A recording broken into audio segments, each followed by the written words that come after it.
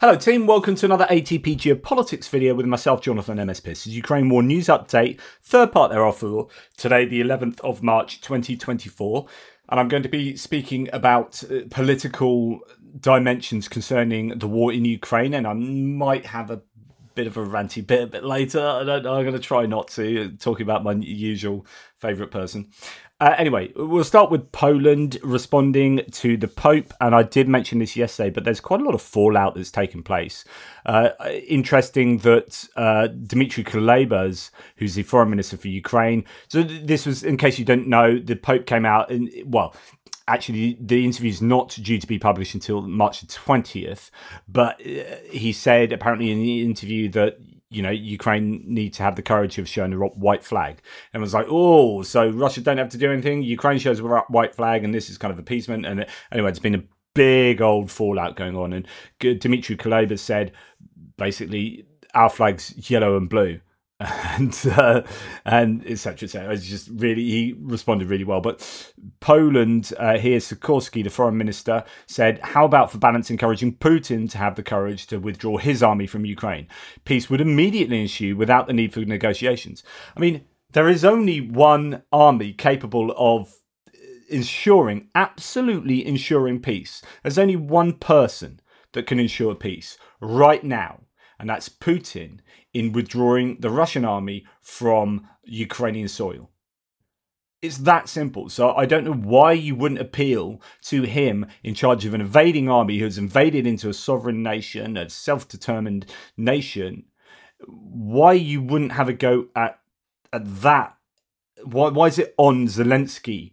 That's like seeing, you know, as I talked about yesterday in a playground, you got, you know, Harry and Jim. Harry's beating up Jim and nicking his food, you know, his lunch money, and stealing his pencil case. And you walk up to Jim and say, right, you need to surrender now, mate. As a teacher, you would never go up to the child that's being beaten up and go, I think it's up to you to just calm down. Just step away and let's just call this peace. But it's your responsibility. You're like, hang on, mate, I'm having the crap kicked out of me, and he's stolen my lunch money. He gets to keep that? Like, huh? You would never accept that there. And I think that's a fairly decent enough analogy here to this situation anyway. So the fallout continues. Indeed, you know, Julia Davis has commented on it. But what was quite interesting, how Russia responded. I say Russia. In this case, the propagandist Vladimir Solovyov, who berated Pope Francis for, quote, sticking his nose where it does not belong and suggesting negotiations. Solovyov said that Russia has no interest in negotiations and does not recognize the Pope as a spiritual leader. Whoa, okay, so you're damned if you do, damned if you don't. Or, like, you know, both sides having a go at the Pope here. That's, yeah, not a great look for the Pope, I guess. So that could be a bit of crisis management for the Pope's PR team, I would assume. Right, going forward here, and honestly, like, Viktor Orban worries me, and Robert Fico worries me. And, well, first of all, the Slovak president, who's not the prime minister, the prime minister has come in with a coalition government. He's supposed to be a kind of centre-left, but he's basically a populist who is in bed with the right-wing extremists. One of the coalition parties is this far-right party, and all of his policies appear to be far-right populist policies. So anyway, quote, Slovakia is often compared to Hungary today, and it seems obvious that Fico's government draws some inspiration from Hungary. And that's the president saying that about her own prime minister, or not her own, it's different political party. But yeah, there is a schism within Slovakia. Now, Anton Gerashchenko here has a little bit of analysis. Slovakia's president warns Robert Fico is testing, quote, limits of democracy. That's according to Financial Times. So Zuzana Kapitova has criticised Slovak Prime Minister Robert Fico for his position on Ukraine, contacts with Russia, and attempts to weaken the rule of law. Robert Fico is testing, quote, the limits of democracy with his judicial overhaul and attacks on the Constitutional Court, the country's outgoing president has warned. Now, this is something that should be very, you know, something that people who have been looking at Hungary will find very similar. The attack on the courts, the attack on press, these kinds of moves are how you start moving towards autocracy, towards fascism, just incredibly predictable behavior. This go and read Jason Stanley's How Fascism Works. It's a really easy, quick book to read. 10 Pillars of Fascism and all the things you need to put in place, and be worried about stuff like this. So, quote, Slovakia these days is quite often compared to Hungary, and it seems clear that Fico's government takes some inspiration from Hungary, she said in that interview, as already mentioned. Robert Fico became the head of Slovak government in October 2023. He was repeatedly opposed the delivery of arms to Ukraine. In November, the new Slovak government blocked 40 million euros in military aid to Ukraine. And Robert Fico said in an address marking the second anniversary of the start of the conflict between Russia and Ukraine that, quote, the West's bet on Kiev's victory has failed. He also spoke against Ukraine's potential NATO membership. And here's a bit of a thread on Robert Fico to give us a little bit more contextual understanding from René Duba. Someone asked about Robert Fico of Slovakia. Why was he elected? I've read the following, so it's a conflict analyst. I've read the following. Fico was prime minister before, but his government ended in 2020 after scandals, amongst which mafia contracts and the murder of journalists and his girlfriend. So basically, Fico was in charge before, and it was highly controversial. Fico may have gone to prison if it weren't for his parliamentary immunity, although he was let off the hook in November 2022. Fico may have sought re-election to prevent further police digging against himself and his friends. One of the first things Fico did in office was disbanding the team that investigated him and his friends. How convenient. Who's looking like they're going to do that if they get into power in November 2024? Just to let you know, that's exactly what Donald Trump has clearly said he would do. Just a warning there.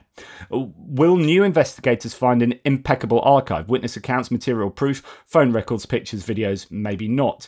Jan Kuciak, a journalist who investigated criminal practices in and around Fico's government, was murdered in 2018. His girlfriend, Martina Kuznarova, was also murdered. He investigated relations and dealings between Fico, his party, Smer, it's not Smeg, Smer, and organised crime. After losing power in 2020, Robert Fico and his party started spreading disinformation and hatred. They were against measures to stem the COVID pandemic. After the 24th of February 2022, they started to spread Kremlin narratives and whipping up hatred against Europe and the US.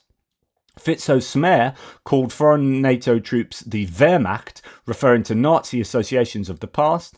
They started calling Zuzana Kapitova, who's the president we just heard from, the Slovak president, a US agent after she criticised Putin of warmongering in the weeks before the Russian invasion. She was right. Fico is wrong here, and his party. It was part of the electorate that brought the Kremlin lies that elected Robert Fico. Much of the bewilderment, disgust and shame of the part of the Slovak electorate that is better informed, less naive and better able to think clearly. So there were some big protests after his election.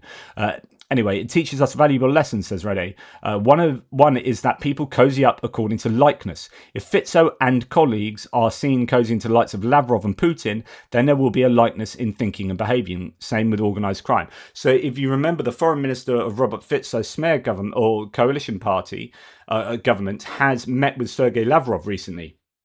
It's like, why are you going? And this annoyed European leaders and administrations.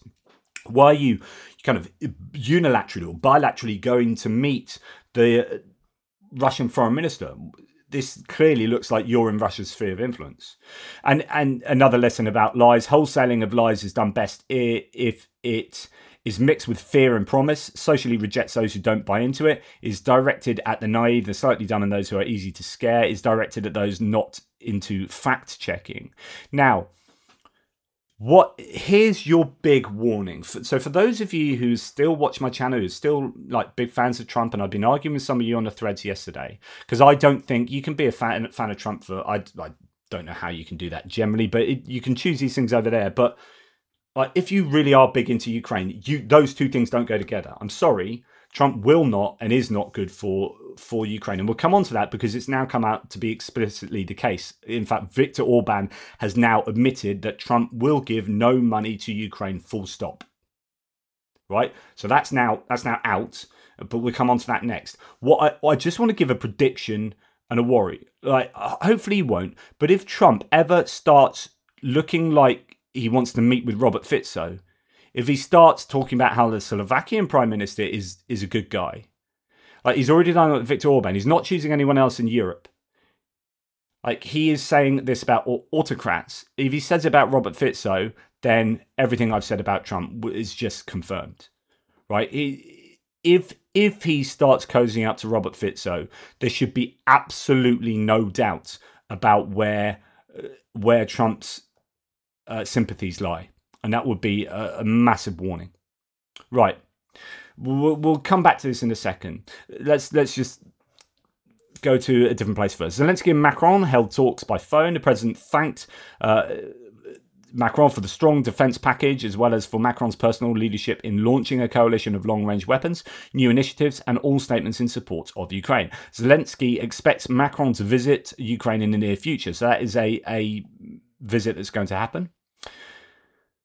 That was a bit out of place. That's why we went there. Now let's go back to Orban.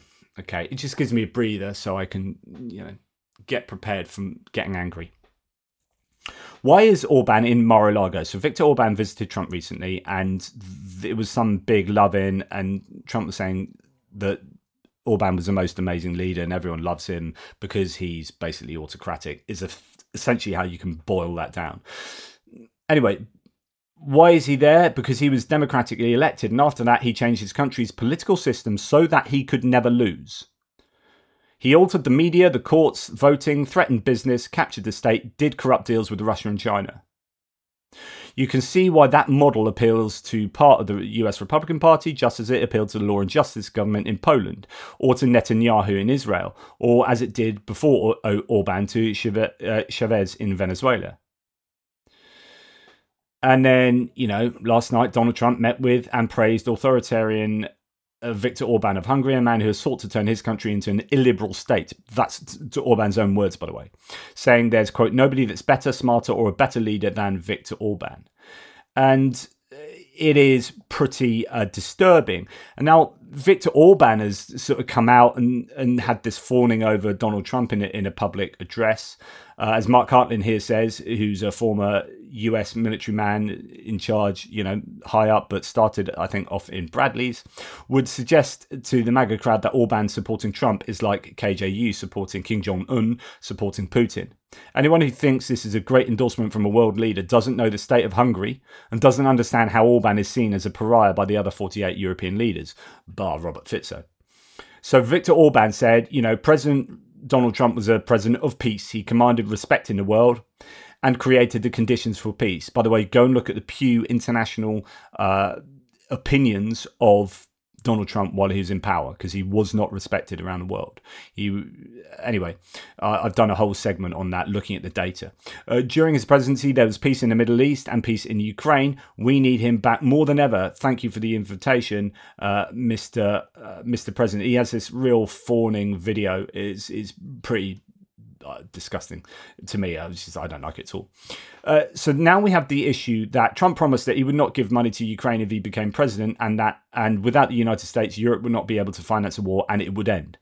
That's a media citing statement by Hungarian Prime Minister Viktor Orban. So we have a bit of a problem, and the problem is that it has now come out that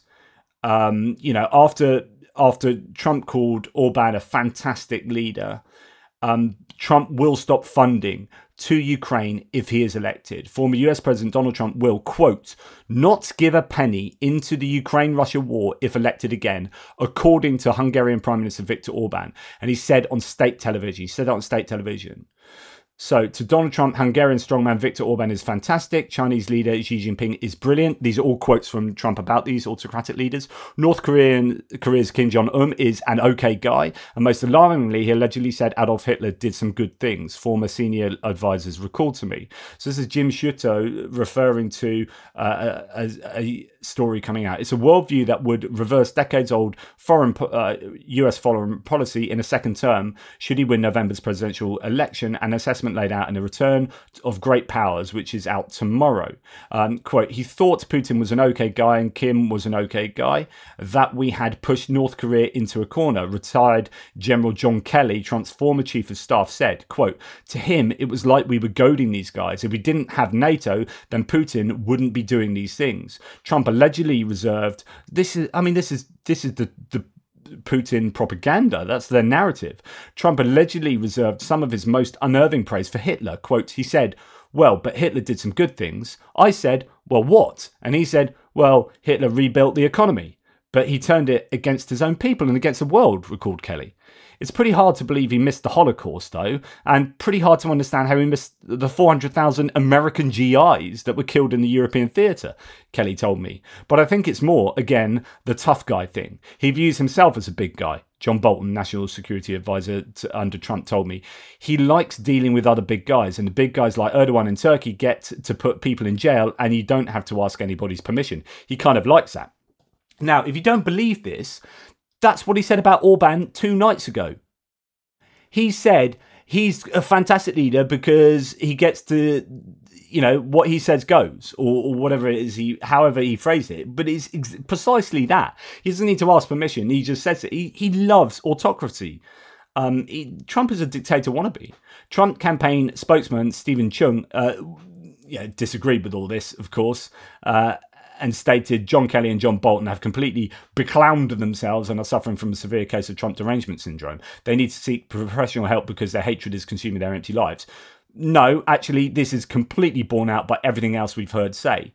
But, you know, as Phillips O'Brien says for the 1000th time, you can't support Trump and support Ukraine. Trump is now using his influence to make sure Ukraine gets no aid. And if present, it would be even more destructive. So Hungarian Prime Minister Viktor Orban says Donald Trump will not be giving a single penny to fight Russian aggression in Ukraine. That is his idea on how to end the war. Let's just listen to that, shall we? Because the reason I'm dwelling on this is so freaking important. If Trump is elected in 2024, Ukraine is screwed. It's that simple. So all the work that I've been doing and we've been doing together for 2 years will be undone, you know, in terms of all the work, not us, but the Ukrainian army and those people and all those dead soldiers and people defending their heartland and their homeland and their family and their friends. This is what Viktor Orban, who's just met with Trump, says. Donald Trump has a very clear vision that it is hard to disagree with. He says the following. First, he will not give a single penny for the Russia-Ukrainian war. That's why the war will end. If the Americans don't give money and weapons along with the Europeans, the war will end. And if the Americans don't give money, then the Europeans won't be able to fund this war alone. Listen to this guy. He's telling you what he's just been talking about with Donald Trump. If the Americans stop funding the war, the Europeans will not be able to afford it and will lose the desire to support Ukraine. That is now. Putin is watching this and Putin is now going, brilliant. All I need to do is hold on until November 2024. This is how freaking important the presidential elections are for the security of Europe and the wider world, right? It is hanging in the balance because of that individual who is already blocking congressional aid to Ukraine. $60 billion is held up because of Trump. So if you are a member, and you know who you are because I've been arguing with some of you over the last few days, if you're still going, yeah, but Trump's great and I love Trump and I still really support Ukraine, but Trump will be great for Ukraine, it'll be fine. Viktor Orban's telling you now what's going to happen and what his plan is based on a conversation he's just had with him as being the only leader that Donald Trump has invited to his place to have a chat with. And then the war will end. Donald Trump may not be president of the United States yet, but his party is stopping Democrats from spending money on the war. There you go. That is Viktor Orban telling you what I've been saying for quite a long time. Trump says when he comes back, he won't give a penny to Ukraine. That's when the war will be over. And he says he doesn't want to fund Europe's security instead of the Europeans. He's not. He's not. But there are many, many countries in Europe that are doing 2%. We are now on average, across Europe, there's at least a 2% contribution. And Poland is doing more than the US in terms of spending as a percentage of their GDP. But you don't say anything about that, do you? And the Europeans are afraid of the Russians. Yeah, we are afraid. They're mental. Well, at least Putin and the Kremlin. Yeah, and we have every right to be afraid. And you know what? So should you. So, this is incredibly worrying. Now, there's a very interesting piece by Nicholas Riccardi and Justin Spike of Associated Press, but in the Washington Post. Trump to meet with Hungary's leader, Viktor Orban, continuing his embrace of autocrats. So this came out just before they met. But I think there's some interesting stuff in here. Lots of interesting stuff right through it. But I'm just the first little bit here. Orban has become an icon to some conservative populists for championing what he calls, quote, a liberal democracy, replete with restrictions on immigration and LGBTQ rights.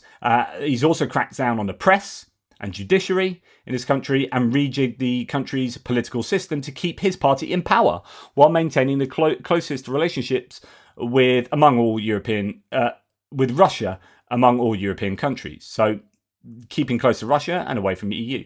In the US, Trump's allies have embraced Orban's approach. On Thursday, as foreign dignitaries milled through Washington, D.C. ahead of President Joe Biden's State of the Union address, Orban skipped the White House and instead spoke to a Heritage Foundation. At this Heritage Foundation, the conservative think tank overseeing the 2025 project, or Project 2025, the effort to create a governing blueprint for Trump's next term. So I point you again to my massive article that I wrote for Only Sky. Carlson, Heritage, Russia, follow the money. Money goes to Viktor Orban and to Hungary, and then from Hungary through the Bethany Foundation and another organisation, I forget the name now, goes from those two to the Heritage Foundation, and then from the Heritage Foundation into US politics. And it is incredibly scary. Follow the money. And when Tucker Carlson's father sits on the board for a lobbying group who lobbies on behalf of Viktor Orban, you can see Tucker Carlson is connected financially to Viktor Orban's government and and funding that comes from basically the Hungarian propaganda budget through to the Heritage Foundation. And then you have the Heritage Foundation, Viktor Orban speaking at Heritage Foundation, and then them being heavily involved in what's called Project 2025. Project 2025, just to remind you, I said this the other week, is something that is insanely scary. If you believe in the Constitution of the US, and if you believe in democracy, you should be freaking afraid of Project 2025, which is the blueprint for what happens when Trump gets into government in November 2024. So the project seeks to recruit tens of thousands of conservatives to Washington, D.C. to replace existing federal civil service workers it characterises as, quote, deep state, to further the objectives of the next Republican president. Although participants in the project cannot promote a specific presidential candidate, many have close ties to Donald Trump and the Trump 2024 presidential campaign. The plan would perform a swift takeover of the entire executive branch under a maximalist version of the unitary executive theory, a theory proposing the President of the United States has absolute power over the executive branch upon inauguration. The development of the plan is led by the Heritage Foundation, an American conservative think tank that's just hosted Viktor Orban with Donald Trump. I mean, this is what he wants from leadership. He wants a Viktor Orban style administration. And it's just join the freaking dots. In collaboration with over 100 partners, including Turning Point USA, led by Charlie Kirk, the Conservative Partnership Institute, including former Trump Chief of Staff Mark Meadows, a senior partner, Center for Renewing America, led by former Trump appointee, Office of Management and Budget Director Russell Vought, and America First Legal, led by former Trump senior advisor Stephen Miller. Project 2025 envisions, so this is what it envisions, widespread changes across the entire government, particularly with regard to economic and social policy and the role of the federal government and federal agencies. The plan proposes slashing US Department of Justice funding, so of course holding the president to account as a DOJ and holding government officials to account for not breaking the law and investigating them. Let's get rid of the people that investigate the government, shall we? Okay, brilliant. So slashing the funding for Department of Justice, dismantling the FBI. Who are the other people that would investigate us? Oh, the FBI. Yeah, let's get rid of them. and the Department of Homeland Security, gutting environmental and climate change regulations to favour fossil fuel production and eliminating the Cabinet Departments of Education and Commerce. Citing an anonymous source, the Washington Post reported the Project 2012 includes immediately invoking the Insurrection Act of 1807 to deploy the military for domestic law enforcement and directing the DOJ to pursue Trump adversaries. So the DOJ gets its funding sliced and then is told not to investigate the government, but to investigate the adversaries out there that had investigated Trump because of revenge. Project Director Paul Dans, a former Trump administration official, said in September 2023 that Project 2025 is, quote, systematically preparing to march into office and bring a new army aligned, trained and essentially weaponized conservatives ready to do battle against the deep state. Project 2025 consists largely of a book of policy and recommendations called, or titled, Mandate for Leadership, the Conservative Promise, and an accompanying personnel database open for submissions. There is also an online course called the Presidential Administration Academy and a guide to developing transition plans. Reactions to the plan included variously describing it as authoritarian, an attempt by Trump to become a dictator, and a path leading to the United States towards autocracy, with several experts in law criticizing it for violating current constitutional laws that would undermine the rule of law and the separation of powers. Additionally, some conservatives and Republicans also criticize the plan, for example, in relation to climate change. The mandate states that freedom is defined by God and not man. Okay, so separation of church and state is also blurred there. I mean, so this is really very worrying indeed. And Biden knows this, right? And this is what he said Jill Biden came out and actually said an amazing speech the other night, but this is what Biden said. He thinks Putin is a strong, basically easy, decent guy. You know who he's meeting with today down in Mar-a-Lago? Orban of Hungary, who stated flatly he doesn't think democracy works. He's looking for dictatorship. The only member of NATO. That's who he's meeting with. I see a future where we defend democracy, not diminish it. I see a future where we defend our freedom, not take them away. I see a future where the middle class has a fair shot and the wealthy pay their fair share. I see a future where the planet move from the climate crisis in our country away from the gun violence that we have so much of. I see a future where America remains the beacon of the world. And then you have Trump. So it's like, this is what we could be, beacon of the world, rather than being isolationist and talking about, like, cozying up with dictators. So I thought this expert was really interesting on the Viktor Orban visit. Well, I mean, of all of the countries around the world thinking about whether there might or might not be a Trump presidency in short order, the Europeans, the principal allies of the United States in the world today, are the ones that are most concerned. They are worried that Trump will be too close to Russia, too willing to throw President Zelensky and the defense of Ukraine under the bus, and uncommitted to the European Union and NATO. There is one European leader that is on the other side of that argument, of every one of those arguments, and that is Viktor Orban in Hungary. He's the one leader in Europe that consistently has said that he has a more Russian model for his own country's governance, a nationalist model, not a democratic model. He's the one that has said that he doesn't want to provide additional economic support for the fight against that Russia has in Ukraine. And he also has been the most Eurosceptic of leaders among the EU members. So no surprise that Orban in this regard is most interested to warm up to Donald Trump.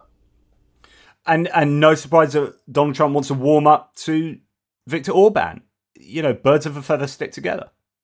Yeah, and Ian, I mean, Viktor Orban has sort of become a kind of a darling of the far right.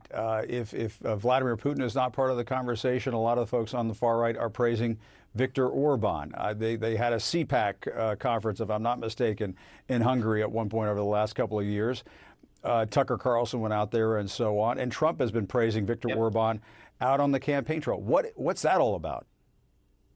Well, look, I think the danger here is that Trump has said on many occasions that when he becomes president, he's going to end the war in Ukraine in one day. And you wonder, why would it take him so long? I mean, he's obviously a very capable guy. But more seriously, this is someone who would be pushing Zelensky very hard to accept a partition, accept Ukrainian occupation from the Russians of their land, and also, basically get a ceasefire for that. Now, if that happens, many American allies will strongly oppose Trump and will align with the Ukrainians, but not Viktor Orban. His policy would be, let's normalize with Russia. Let's start trading with them again. It's only hurting our economy. Let's work with the Americans. And when Orban does that, that becomes more attractive for other leaders. Robert Fico from Slovakia would tilt in that direction. Maybe Meloni, the prime minister of Italy, and certainly populist opposition movements that support Trump,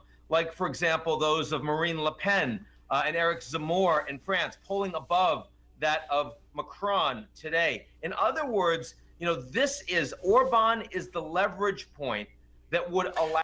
This is an inflection point in global politics at the moment. Do we go down an authoritarian pro-Russian track? Like, honestly, the reason I'm spending so much time on this in this video is because it's that freaking important. And like, we have a choice at the polls. You in America have a choice at the polls in 2024. Do you go down a more authoritarian path, or do you stay as, trying to be the beacon of democracy? I think you're an imperfect democracy in the US, just as we are in the UK. But, what's our direction of travel? Because I am deeply worried that November would signify the wrong direction of travel. And I don't think people realise that. I think people are slipping into the warm water thinking, oh, this is nice and warm, this is really comfortable, before they realise maybe several years later that they are the lobster boiling in the pot. You've taken yourself into that warm water because it seems comfortable and it seems attractive. But actually, when that keeps heating up, before you know it, you are in an authoritarian regime. And you have shed off the checks and balances that keep you on the right path of democracy. Allow a Trump-led United States to drive a wedge into Europe and into NATO. It's potentially an existential crisis in 2025 for those allies. Yep. I'm not trying to panic anyone. When I look at other countries around the world, totally agree. I look at America's Asian allies, for example, Mexico, Canada, India, the Gulf states.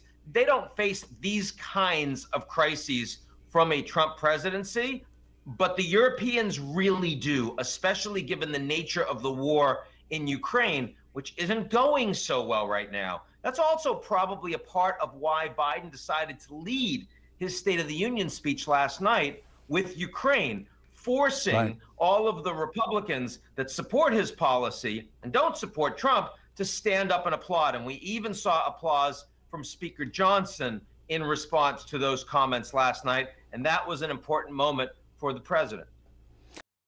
Absolutely agree. Like, you may think I am just spending too much time talking about Trump in this last week, but you can't not. Like, if he's inviting authoritarian leaders who are on Russia's side and then has a chance of becoming president in November, this is hugely problematic. And Ukraine must be nervous as heck at the moment. Must be really nervous about November 2024. Now, I have my own reasons to think that Trump probably won't get in, right? That are convoluted and whatever. But the fact that he is challenging this, the fact that people give him this much credibility is astounding to me. Like, I think he's just a bad human being, but he's freaking clearly not up for clear and transparent democracy. He's clearly a fan of autocracies. And this should be a massive, massive worry. You know, when you've got articles like this talking about how, talking about how he's a big fan of these autocrats around the world and his history of, I always maintain that one of his worst moments of his tenure was at the Helsinki press conference, where he put Putin's word above his own intelligence services. And I was, at that point, I was like, well, if I was in the US intelligence services, I'd be like, screw you, I'm not doing this. If the work I'm putting my life on the line to support the work that's furthering, you know, the security for the US, and my president has just said, yeah, I don't believe these guys, I believe Vladimir Putin. When he publicly said that, I was like, that is the worst moment in the US presidency. It's certainly in terms of foreign policy. You know, it's pulling out the Kurds, you know, leaving the Kurds to hanging them out to dry in Syria, and that moment in Helsinki were absolutely terrible. Yeah, so as it says here, a video from the Heritage appearance posted by Orban's political director showed the Prime Minister speaking with Vivek Ramaswamy, pharmaceutical entrepreneur who unsuccessfully ran for the Republican presidential nomination before dropping out and endorsing Trump. The Hungarian leader also met with Steve Bannon, a former Trump advisor who remains a vocal ally of the ex-president and is active in global populist circles. He is involved, Steve Bannon, in setting up, and has been for a good decade now, in setting up European kind of illiberal entities to try and destabilize democratic norms in Europe, and that's really worrying. Orban's visit this week comes after he signed a new national sovereignty law that penalises any foreign support of political actors in Hungary, part of the Prime Minister's long-standing battle against the European Union and international non-profits criticising his erosion of Hungary's democracy. Quote, Orban is setting up this huge barrier to anyone interfering in Hungarian elections, but Orban's interfering in all sorts of other countries' elections, said Kim Geopol, a Princeton sociologist and Hungary expert. Orban is one of a small group of conservative populists who have publicly aligned themselves with US conservatives trying to oust Biden in November. Last month, Salvadoran President Nayib Bukele and Argentine President Javier Milei spoke at the Conservative Political Action Conference, CPAC, just outside Washington. Orban was a featured speaker at the 2022 event, after which he met Trump and the former president's New Jersey golf course, so on and so forth. So yeah, I find this really, really worrying. Right, moving on. A large demonstration in support of Putin took place in Chechnya. Russian Telegram channels write that government-funded employees and students were told its attendance is mandatory. So yeah, real pro-Russia gatherings here in Chechnya. But, you know, if you're told you have to go and do this, I mean, who goes and makes these themselves? These are just given to them, printed off and given to them. They're all the same. Like I've told you previously about flags. You know, these people aren't really that interested in being pro-Putin. They're having a little natter there. It's what, yeah, there you go. This next sign says it all. Provided for the people and dumped by a bin later. So that's what they're doing in Chechnya. NATO countries are moving air defence systems closer to the border with Russia to strengthen Europe's defence capabilities in the Baltic region. Lithuanian Defence Minister hopes that the enhanced defence will last for the entire year, not just for a few months. Again, goes back to whether this was a good move for Putin, because he said, well, NATO are encroaching on us, so we're going to invade Ukraine. And as a result, he's now got 2 extra NATO members as neighbours, and they are moving, and the rest of NATO seem to be moving weapons closer to the Russian border. So, you know, well done, Putin. Former UK Prime Minister Boris Johnson has secretly flown to Venezuela to have talks with its leader, Nicolas Maduro. Johnson spoke with Maduro about the war in Ukraine and concerns that Venezuela could supply weapons to Moscow. Interesting what goes on behind closed doors in and around the world to try and sort out the right outcome for global security. So anyway, that's enough. I try not to be too ranty against Trump, but you can see I am dreadfully worried. I am genuinely worried, and I don't know how. Like, I'm really interested. You guys out there who are watching this, who are really spitting at the screen right now, like, oh, he's so freaking anti-Trump. Why are you? If you love Trump that much, right? Fair enough. But I would like to hear from you at how you understand he would be the right choice for Ukraine. Literally, with everything we know, with all the things he said. So he said that publicly, he said that they would have to concede territory. You know, he said that in a number of different interviews. In fact, Fox News cut part of one out. It was in a Hannity interview, and then when they played it later on the news, they cut out the really uncomfortable bits where he talks about ceding territory. You know, I'm just interested in how your brain goes about justifying this, and what cognitive dissonance reduction techniques you use to try and justify how Trump is an awesome guy and he's the guy that you really like. And how can he still be good for Ukraine, given all that we know? And all the people he's hanging around with. He's not hanging around with any allies of, I mean, it's freaking obvious to me. It's so obvious that I can't believe I have to have an argument about this. He's hanging around with one of the biggest fans of Russia. He said pro-Putin things for the last 10 years. Trump himself. He's not hanging around with any allies of Ukraine. And everything points towards a forced negotiation. He's talked about forcing them to the table, which at a point which is not beneficial for Ukraine would lead to Ukraine ceding more than is necessary. So I don't understand how a Trumpian tenure would be beneficial for Ukraine. Please explain that to me if you are a fan of his. Anyway, sorry, this is one big long rant. Take care. Speak soon.